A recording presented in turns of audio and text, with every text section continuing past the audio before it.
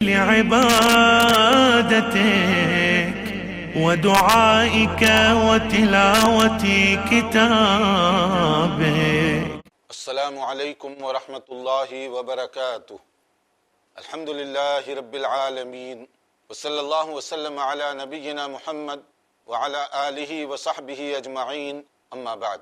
محترم بھائیوں اور بہنوں، آج 28ویں پارے کی تفسیر کا خلاصہ پیش کیا جا رہا ہے۔ 28ویں پارے میں شروع میں سورہ مجادلہ ہے۔ سورہ مجادلہ جدال سے، جدال کہتے ہیں خاص قسم کے جھگڑے کو، آرگیومنٹ، تکرار کو۔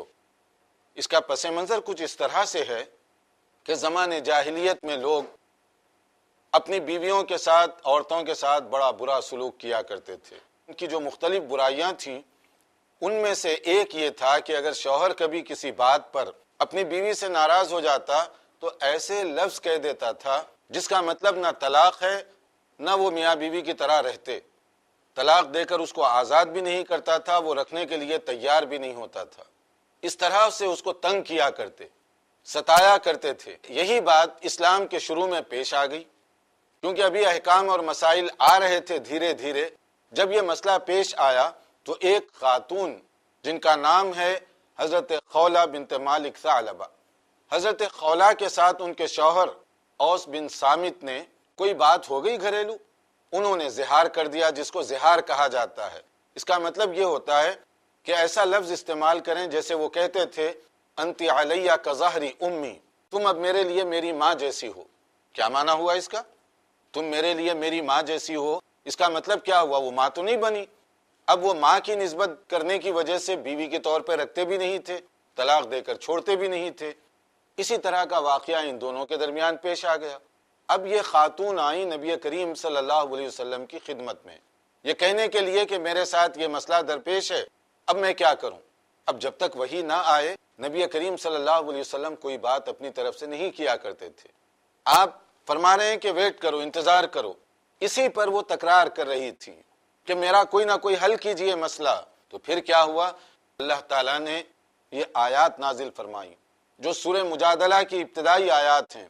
قد سمع اللہ قول التی تجادلک فی زوجہا وتشتکی الی اللہ واللہ یسمع تحاورکما ان اللہ سمیع بصیر، کہ اللہ تعالیٰ نے سن لی اس عورت کی بات اور جو کچھ تمہارے ساتھ یہ تکرار ہو رہی تھی اور جو اس نے شکایت کی، اللہ نے وہ سن لی، کیونکہ اللہ تعالیٰ سننے والا ہے اور اللہ تعالیٰ دیکھنے والا ہے۔ اب یہ جو آیتیں نازل ہوئیں، اس میں ایک تو ان کا علاج بتا دیا گیا، کہا گیا کہ یہ زہار کی کوئی حیثیت نہیں ہے، اس طرح کہنے سے کوئی آدمی یا کوئی بیوی آزاد نہیں ہوگی، اور یہ جو بات ہے توہین آمیز جملہ ہے، اس لیے اگر کوئی کہے گا آئندہ تو اس کے لیے ہیوی جرمانہ رکھا گیا۔ یعنی ایک تو یہ ہے کہ یہ جملہ کہنے سے طلاق نہیں ہوگی، اور دوسرے یہ ہے کہ اگر کوئی کہہ دے اس کو بھاری جرمانہ ادا کرنا پڑے گا۔ اور وہ جرمانہ کیا رکھا گیا؟ یا تو غلام آزاد کریں یا نہیں تو 60 روزے رکھنے پڑیں گے، وہ بھی مسلسل۔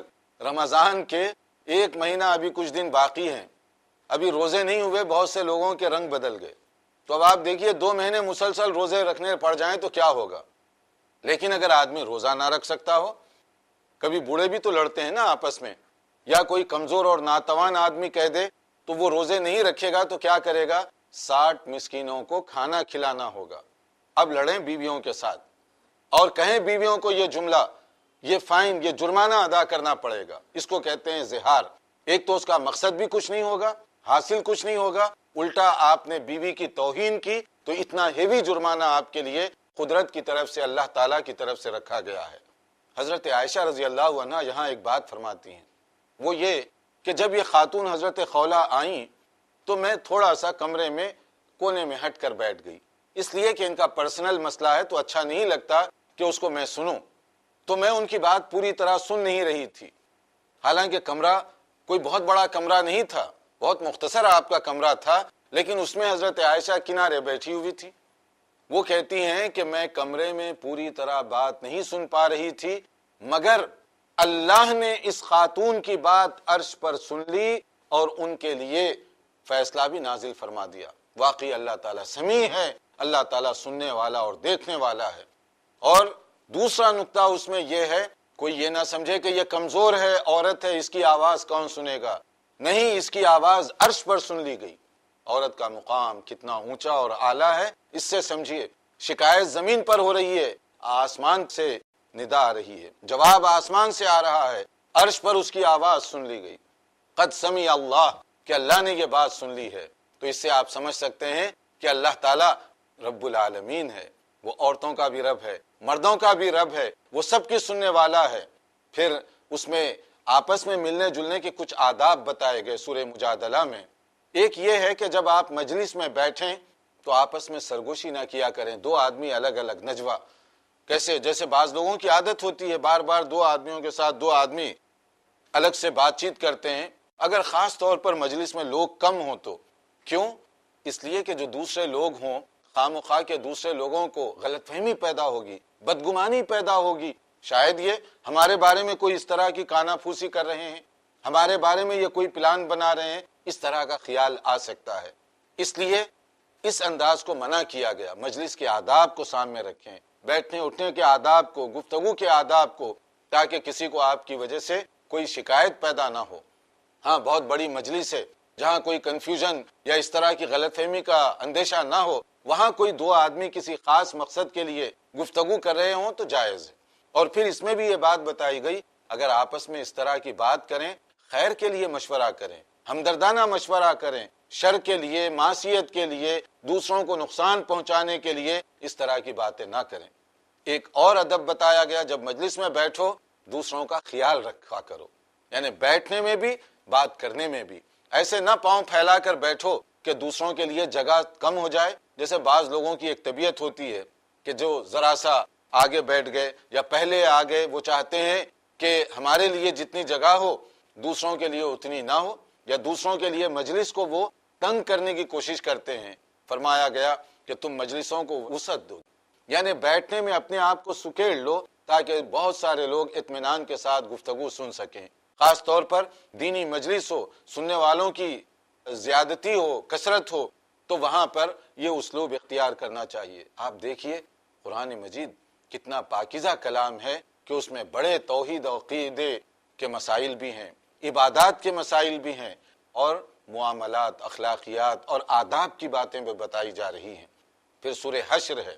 سورہ حشر کا جو بیک گراؤنڈ ہے وہ یہودی ریشہ دوانیاں جو چلی آ رہی ہیں ان کا اس میں ذکر کیا گیا۔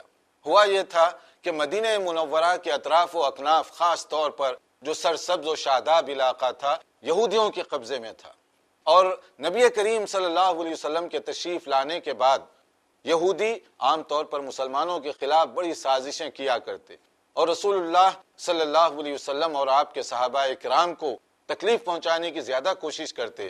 تو پھر آہستہ آہستہ ان کو دور کیا گیا۔ پھر اس کے بعد مختلف قبیلے، ان کے جو دائرے ہیں ان کو ذرا پیچھے کر دیا گیا، یعنی چاہے وہ بنو نذیر ہوں، بنو قینقاع ہوں، یہ سب لوگوں کو، بنی قریظہ وغیرہ، ان سب کو پیچھے کر دیا گیا، تاکہ یہ جو ریشہ دوانیاں ہیں، یہ جو ان کی سازشیں اور پلاننگ ہے، نیگیٹو قسم کی پلاننگ، اس سے مسلمان محفوظ رہیں۔ پھر ہوتے ہوتے وہ خیبر کی طرف چلے گئے۔ اب جب خیبر کی طرف چلے گئے تو رسول اکرم صلی اللہ علیہ وسلم نے ایک وقت مقررہ کے بعد وہاں کا بھی قصد فرمایا۔ غزوہ خیبر کے نام سے خیبر کی جو لڑائی مشہور ہے، وہاں مختلف قلعے تھے اور مختلف چھوٹی چھوٹی بستیاں تھیں، تو یوں سمجھیے کہ وہ سارا علاقہ، ساری جو بستیاں تھیں، ان سب کا مشترکہ نام خیبر ہے۔ اور پھر اس کے بعد مسلمان جب وہاں پر گئے تو اللہ تعالیٰ نے کامیابی عطا فرمائی۔ تو اسی کا اس کے اندر ذکر کیا گیا کہ کس طریقے سے یہودی خود اپنے گھروں کو برباد کر رہے تھے۔ جب ان کے لیے یہ آرڈر دیا گیا کہ وہ یہاں سے نکل کر پیچھے چلے جائیں، تو کس طرح اپنے گھروں کو اپنے ہاتھوں سے توڑ رہے تھے، اپنے ہاتھوں سے وہ برباد کر رہے تھے، کس طریقے سے وہ اپنی درماندگی کا اظہار کر رہے تھے۔ بعض قلعے ایسے فتح ہوئے کہ یہودی اندر سے قلعہ بند ہو گئے، آنے کا نام نہیں لے رہے ہیں، اور طویل محاصرہ، پھر بھی کوئی فائدہ نہیں ہو رہا ہے۔ تو اس کے بعد حکمتاً کچھ درخت وہاں کے جو کھیتی باڑی کے تھے، جس کے اوپر پھل لگے ہوئے تھے، کچھ درخت جلائے گئے، اور یہ نفسیاتی علاج تھا یہودیوں کا، مالی نقصان۔ جب تھوڑا سا نقصان ہوا پلاننگ کے تحت، فوری اپنے قلعوں سے نکل کر وہ خود آ گئے کہ اب ہم بات چیت کرنا چاہتے ہیں۔ نبی صلی اللہ علیہ وسلم کی حکمت عملی اتنی کامیاب رہی کہ وہ بات چیت کے لیے تیار ہوئے، ورنہ پہلے تو وہ قلعے میں محصور تھے۔ اس طرح سے اللہ تعالیٰ نے کامیابیاں عطا فرمائی اور ان کامیابیوں کا سلسلہ بہت دور تک چلتا رہا، اور اس کے بعد مسلمانوں کو مال غنیمت کے طور پر بہت خوشحالی ہوئی، اور خود رسول اکرم صلی اللہ علیہ وسلم کو بھی یہاں کی زمین کا، یہاں کے باغ کا ایک حصہ دیا گیا، جو آپ اپنی گھریلو ضروریات اور پھر جو وفود وغیرہ آیا کرتے تھے ان کی ضروریات کے لیے اس کو استعمال کرنے کی پوزیشن میں رہے۔ پھر اسی صورت کے اندر انصار اور مہاجرین صحابہ کرام رضوان اللہ علیہم اجمعین، ان کی فضیلت بتائی گئی۔ دیکھیے اللہ تعالیٰ نے ان کو کتنا وسیع دل عطا فرمایا، کتنا بڑا ظرف عطا فرمایا تھا کہ آنے والے جو مہاجرین ہیں، رشتہ داری نہ ہونے کے باوجود مدینہ منورہ کے انصاریوں نے ان کا خندہ پیشانی سے استقبال کیا۔ نہ صرف استقبال کیا بلکہ اپنے گھروں میں جگہ دی، نہ صرف جگہ دی بلکہ اپنی دولت کو 2 حصوں میں تقسیم کر کے پیشکش کی کہ آپ اس میں سے جو حصہ چاہیں خود لے لیں۔ ہم تو اپنے بھائی کو دینے کے خلاف کورٹ کچہری میں چلے جاتے ہیں، دوسروں کا حق مارنا چاہتے ہیں۔ پڑھیے قرآن، سمجھیے ان واقعات کو کہ صحابہ کرام نے کیسی مثالیں قائم کی کہ اپنا باغ، اپنی زمین، آنے والے سے کہہ رہے ہیں کہ بھائی میرے پاس 2 باغ ہیں، آپ جو چاہے خود لے لیجئے، جو چاہے زمین کا حصہ آپ لے لیجئے۔ یہ ان کی فیاضی تھی جس کا ذکر قرآن کریم میں کیا گیا، وَيُؤْثِرُونَ عَلَىٰ أَنفُسِهِمْ وَلَوْ كَانَ بِهِمْ خَصَاصَةٌ، اپنی ذاتی ضروریات کے باوجود دوسروں کی ضرورت کو ترجیح دیتے، دوسروں کو کھلانے پلانے دینے کی کوشش وہ کیا کرتے تھے۔ یہ تھا صحابہ کرام کا انداز، چھوٹی انفرادی سطح سے لے کر بڑی سطح تک۔ چھوٹی سطح پر کوئی مہمان آ گیا، گھر میں کھانے کے لیے زیادہ کھانا نہیں ہے، مگر اس کے باوجود دل بڑا وسیع ہے، گھر میں لے جاتے ہیں اور مہمان کی عزت کرتے ہوئے بیوی سے کہتے ہیں کہ اتنا کھانا نہیں کہ دونوں کھائیں، اور یہ مہمان نوازی کے آداب کے خلاف ہے۔ میں نہ کھاؤں اور مہمان سے کہوں کہ تم کھاؤ، وہ محسوس کریں گے۔ اس لیے چراغ کچھ اس طرح سے بند کر دو کہ کھانا رکھنے کے بعد کہ میں صرف منہ سے حرکت کروں گا تاکہ وہ یہ سمجھے کہ میں بھی کھا رہا ہوں، میں کھاؤں گا نہیں، اور وہ سیر ہو کر کھا لے۔ اسی طرح سے کیا گیا۔ اللہ کو یہ ادا اتنی پسند آئی کہ دیکھو خود بھوکے ہیں، بچوں کو بھوکا رکھا ہوا ہے، لیکن مہمان کو خالی پیٹ ہونے کے لیے وہ تیار نہیں، تو مہمان کے لیے انہوں نے جو کچھ تھا وہ سارا دیا۔ اس لیے ہمیں یہ دعا سکھائی گئی، ربنا اغفر لنا لاخواننا الذین سبقونا بالایمان ولا تجعل فی قلوبنا غلا للذین آمنوا ربنا انک رؤوف رحیم۔ یا اللہ، جو حالت ایمان میں ہم سے پہلے ہمارے بھائی گزر چکے ہیں، تو ان کی مغفرت فرما دے، تو ان کے درجات کو بلند فرما دے، اور ہمارے دلوں میں ان کے بارے میں کوئی کجی یا کوئی ٹیڑھا پن نہ آنے پائے۔ دیکھتے رہیے پروگرام، ایک مختصر وقفے کے بعد انشاءاللہ حاضر ہوں گے۔ ودعائك وتلاوة كتابه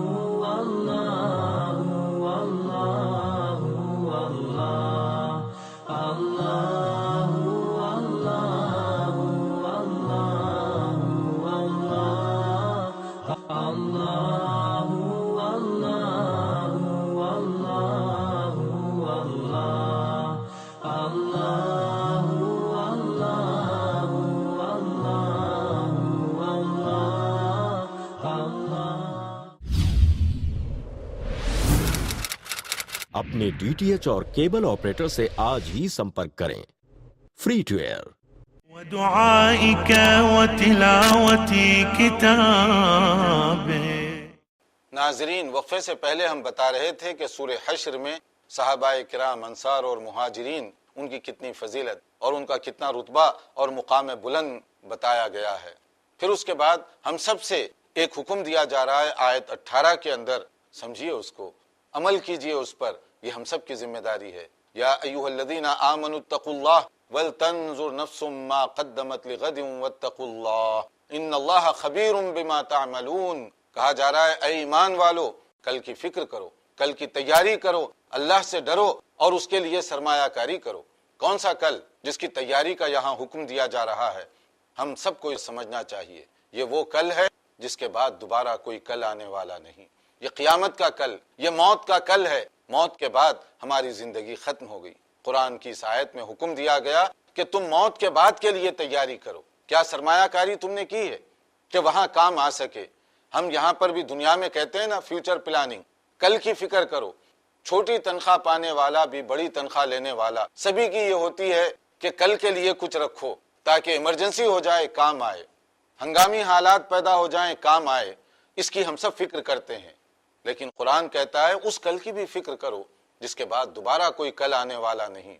مرنے کے بعد کیا ہے تمہارے اکاؤنٹ میں جو وہاں کام آ سکے؟ تم نے کیا سرمایہ کاری کی ہے جو وہاں کام آ سکے؟ تمہارا انویسٹمنٹ کیا ہے جو وہاں کام آ سکے؟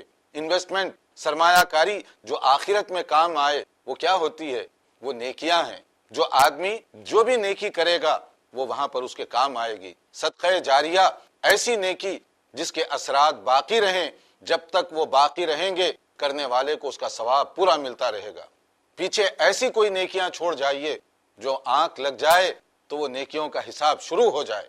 ایسا نہ ہو کہ ہم ساری اپنی تگ و دو اسی دنیا میں لگا دیں اور مرنے کے بعد وہ اکاؤنٹ ہمارا خالی رہے اور وہاں کوئی چیز ہمیں نہ مل سکے۔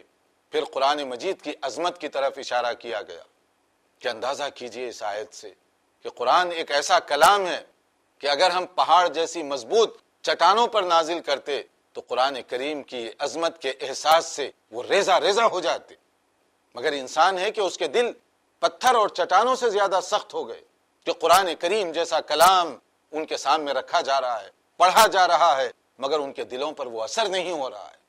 تو گویا ہمارے دل چٹانوں جیسے ہیں، پہاڑوں کی طرح سے سخت ہو گئے، اور ہم قرآن جیسے کلام سے جس طرح سے فائدہ اٹھانا چاہیے اس طرح سے فائدہ اٹھانے کے لیے تیار نہیں۔ قرآن کو پڑھیے، دل کو نرم کیجئے تاکہ اس سے ہم زیادہ سے زیادہ اور بہتر سے بہتر باعمل ہو کر زندگی گزار سکیں۔ پھر اسی سورت کے آخری حصے میں اللہ تعالیٰ کی کچھ اسماء اور صفات کا ذکر کیا گیا، ایٹریبیوٹ آف اللہ سبحانہ و تعالیٰ، جس کو ہم اسماء حسنہ کہتے ہیں۔ اس کو سمجھیے، اس کو یاد کیجئے۔ حدیث کے مطابق اگر کوئی آدمی اسماء حسنہ کو یاد کرے گا، جنت کی اس کے لیے بشارت دی جا رہی ہے۔ پھر اس کے بعد سورہ صف میں ایک بہت اہم بات شروع میں بتا دی گئی، یا ایھا الذین آمنوا لما تقولون ما لا تفعلون کبر مقتا عند اللہ ان تقولوا ما لا تفعلون۔ کہ ایمان والو، تم وہ بات کیوں کہتے ہو جس پر خود عمل نہیں کرتے؟ اللہ تعالیٰ کے سخت ناراضگی کا یہ بات سبب بنے گی۔ کہو کچھ، عمل کچھ کرو۔ جیسے یہودیوں کی عادت تھی، اہل کتاب کی عادت تھی، اتأمرون الناس بالبر وتنسون انفسکم وانتم تتلون الکتاب۔ لوگوں کو تو کتاب مقدس کے حوالے دے کر دین کی بات کرتے ہو اور خود اپنے آپ پر فٹ نہیں کرتے ان چیزوں کو، خود عمل کرنے کے لیے تیار نہیں۔ آج کتنے ہیں ہم میں جو دین کی بات کرتے ہیں مگر عمل کرنے کے لیے تیار نہیں۔ آپ کہتے ہیں سچ بولو، کیا آپ بھی سچ بول رہے ہیں؟ آپ کہتے ہیں دھوکہ بازی مت کرو، آپ کا اپنا کردار کیا ہے؟ آپ کہتے ہیں گھر والوں پر زیادتی مت کرو، کیا آپ کی بیوی گواہی دے سکتی ہے کہ یہ دین کو ماننے والے شوہر ہیں جن کے اخلاق اور سیرت سنت نبوی کے سانچے میں ڈھلے ہوئے ہیں؟ کتنے لوگ یہ گواہی دے سکتے ہیں؟ اور کتنی خواتین کے بارے میں ان کے شوہر یہ گواہی دے سکتے ہیں کہ یہ بیویاں وہ بیویاں ہیں جو قرآن و سنت کی تعلیمات سے اپنے گھروں کو منور کرنے والی ہیں؟ تو دونوں طرف سے یہ رسپانسبلٹی ہے کہ ہم کہیں کچھ اور کریں کچھ، یہ نہیں، قول اور ہمارے فعل کے اندر مطابقت پائی جانی چاہیے۔ اور پھر ایک اور بات یہاں کہی گئی کہ کچھ لوگ اللہ کے دین کو اپنی پھونکوں کے ذریعے سے، دھمکیوں کے ذریعے سے، وارننگز کے ذریعے سے ختم کرنا چاہتے ہیں۔ وہ ختم ہو جائیں گے مگر اللہ کا دین ختم نہیں ہو سکتا۔ آج کے سپر پاور، آج کی طاقتور قومیں اور طاقتور حکمران اگر اپنی طاقت کے بلبوتے پر دین کو ختم کرنے کی غلط فہمی میں مبتلا ہیں، انہیں سمجھ لینا چاہیے ان سے پہلے بڑے طاقتور پیدا ہوئے۔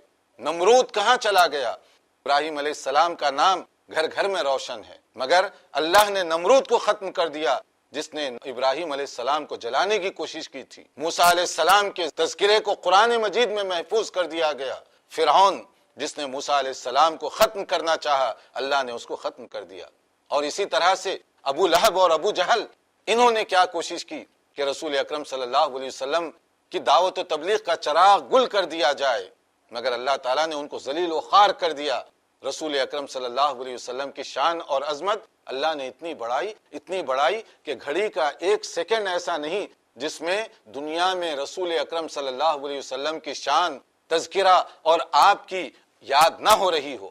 اللہ نے آپ کی شان کو اتنا بلند مقام عطا فرمایا۔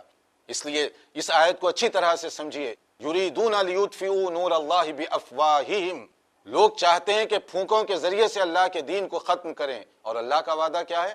واللہ متم نورہ ولو کرہ الکافرون، اللہ تعالیٰ اپنے اس دین کو غالب کرے گا چاہے کافر پسند نہ کریں، لیکن اللہ کا یہ وعدہ ہے، نور خدا ہے، کفر کی حرکت پہ خندہ زن، پھونکوں سے یہ چراغ بجھایا نہ جائے گا۔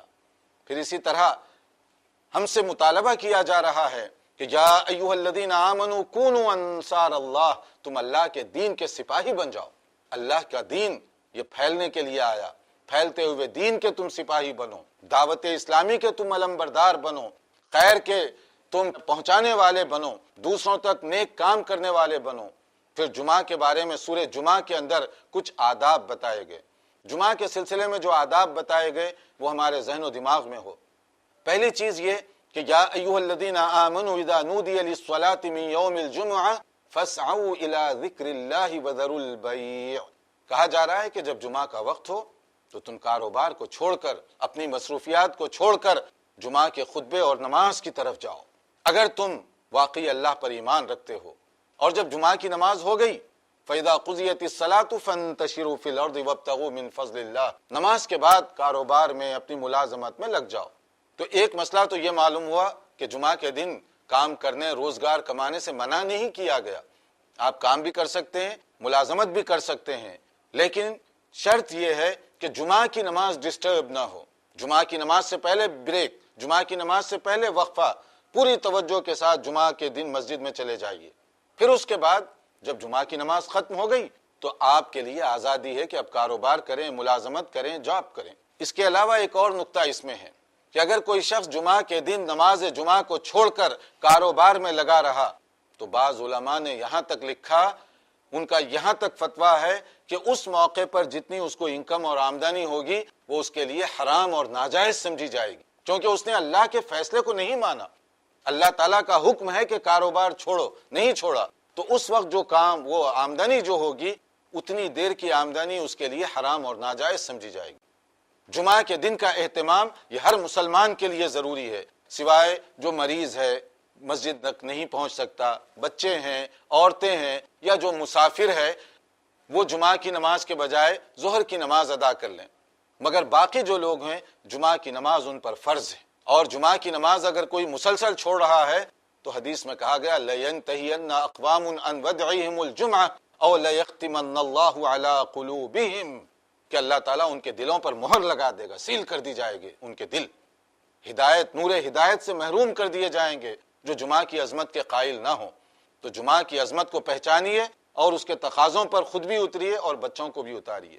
پھر ایک بات کہی گئی، یا ایھا الذین آمنوا لا تلہکم اموالکم ولا اولادکم عن ذکر اللہ ومن یفعل ذلک فاولئک هم الخاسرون، کہ لوگو، ایمان والو، تم اپنی فیملی، اپنے بیٹے، اپنی اولاد اور مال و دولت کمانے کی حرص میں کہیں ایسا نہ ہو کہ اللہ کو بھول جاؤ، اللہ کے دین سے غافل ہو جاؤ۔ اگر کوئی آدمی اللہ کے دین میں غفلت برتے گا تو وہ دنیا اور آخرت کے خسارے میں ہوگا۔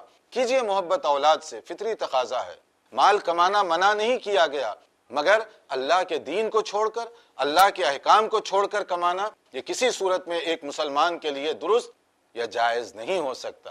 ہر چیز میں بیلنس ہو، دنیا کمائیے لیکن اس کے ساتھ ساتھ دین نہ جانے پائے، عقیدے کی دولت نہ جانے پائے، حرام اور حلال کی تمیز خراب نہ ہونے پائے۔ پھر سورہ طلاق اس کے اندر کچھ احکام بتائے گئے طلاق ڈیورس وغیرہ کا، اس کے اندر کچھ اصول بتائے گئے کہ طلاق کب دینی چاہیے، اس کے لیے کیا طریقہ کار ہے اور اس کا کیا ضابطہ ہے۔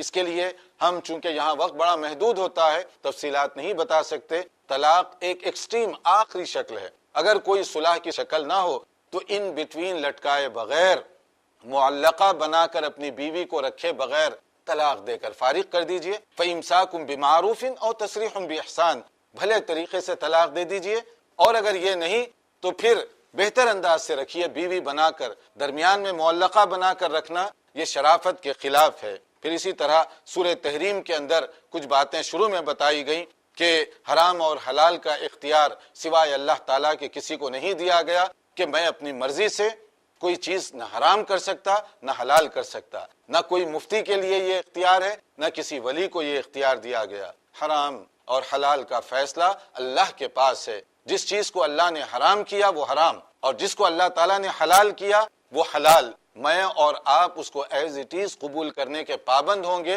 ہمیں شریعت سازی کرنے کا حکم نہیں دیا گیا۔ پھر آخر میں سورہ تحریم کے آخر میں چند خواتین کا ذکر کیا گیا۔ حضرت نوح علیہ السلام نبی ہیں مگر ان کی بیوی ایمان سے خالی ہے، پھر اس کو عذاب کی زد میں لایا گیا۔ حضرت لوط علیہ السلام نبی ہیں لیکن ان کی بیوی ایمان سے خالی ہے، وہ بھی عذاب کی زد میں آئی۔ تو اس کا مطلب یہ ہوا شوہر نبی ہوں، بیوی ایمان سے خالی ہو، شوہر نہیں بچا سکتا۔ اور اسی طرح سے اس سے پہلے باپ اور بیٹے کا ذکر آیا، جیسے ابراہیم علیہ السلام اور ان کے والد، اور اس کے مقابلے میں یہاں فرعون اور اس کی بیوی کا ذکر آیا کہ اللہ تعالیٰ نے کس طریقے سے فرعون کی بیوی کے ایمان کو قبول فرمایا اور اس کے لیے جنت کی بشارت دی گئی۔ اصل بات یہ ہے کہ بیوی کس کی ہے وہ نہیں، ایمان کیسا ہے، دل میں دولت ایمان کتنی ہے، اس اعتبار سے فیصلہ کیا جائے گا۔ اللہ تعالی ہمیں باعمل بنائے۔ والسلام علیکم ورحمۃ اللہ وبرکاتہ۔ وقال الرسول يا رب إن قوم اتخذوا هذا القرآن مهجورا وكذلك جعلنا لكل نبي عدوا من